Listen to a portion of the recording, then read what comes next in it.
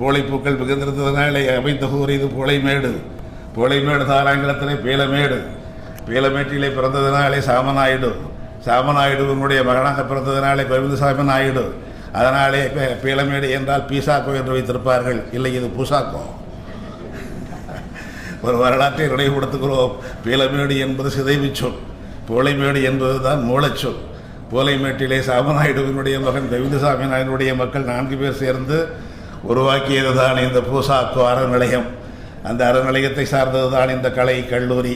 இந்த கல்லூரியிலே தான் ஜி.ஆர். தாமோதரன் அவர்கள் அறிவியல் தமிழுக்காக வென்றே கலைக்கதிர் என்ற ஒரு இதழை ஏறத்தாழ 70 ஆண்டுகளாக வந்து கொண்டிருந்த இதழை இப்பொழுது வருவதா வேண்டாமா என்று உசராடி கொண்டிருக்கின்ற ஒரு இதழை உருவாக்கி அறிவியல் தமிழுக்கு புத்துணர்வு ஊட்டியவர். தமிழ் வழியில் மட்டுமே பள்ளிக்கல்வி நிகழ வேண்டும் என்பதை நான் பணியாற்றிய பூசாக்கோ சர்வஜன மேல்நிலைப் பள்ளியிலே